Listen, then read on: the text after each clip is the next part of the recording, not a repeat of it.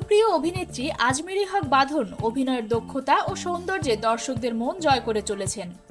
দেশ থেকে বিদেশ, মঞ্চ থেকে পর্দা, সব জায়গাতেই তিনি তার সৃজনশীলতা ও প্রতিভার স্বাক্ষর রেখেছেন। তবে 2025 সালটি বাঁধনের ব্যক্তিগত ও পেশাগত জীবনের জন্য নতুন দিক উন্মোচনের বছর হতে চলেছে। সম্প্রতি গণমাধ্যমে দেওয়া এক সাক্ষাৎকারে বাঁধন জানান, দীর্ঘদিন ধরে একা থাকা এই অভিনেত্রী নতুন বছরে বিয়ের পরিকল্পনা করছেন।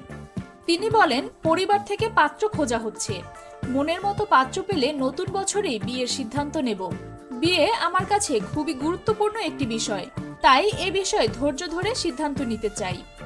অভিনয়ের দিক থেকে 2024 সালটি ছিল বাঁধনের জন্য সাফল্যে ভরা। গুটি ওয়েব সিরিজের জন্য তিনি মেরিল প্রথম আলো পুরস্কার, ডেইলি স্টার ওটিটিতে পপুলার অ্যাওয়ার্ড এবং সিজেএফপি অ্যাওয়ার্ড অর্জন করেন। অভিনয়ের পাশাপাশি তিনি সমাজ সচেতনতার জন্য প্রশংসিত হন। গত বছর বাংলাদেশের গণ অভ্যুত্থানে সক্রিয়ভাবে অংশগ্রহণ করে বাঁধন প্রমাণ করেছেন যে তিনি শুধু অভিনেত্রী নন, একজন দায়িত্বশীল নাগরিকও। নতুন বছরে বাঁধনকে দেখা যাবে সানি সানোয়ার পরিচালিত আলোচিত সিনেমা এশা মার্ডারে। এই সিনেমায় তার সঙ্গে অভিনয় করছেন পূজা চেরি, মিশা সওদাগর, শহীদুজ্জামান সেলিম সহ আরো অনেকে। সিনেমাটি ইতোমধ্যেই দর্শকদের মধ্যে উত্তেজনা সৃষ্টি করেছে। বাঁধন এই সিনেমা নিয়ে বেশ আশাবাদী। 2025 সাল নিয়ে বাঁধন বলেন, নতুন বছরে কাজ এবং ব্যক্তিগত জীবনকে আরো ভারসাম্যপূর্ণ করতে চাই।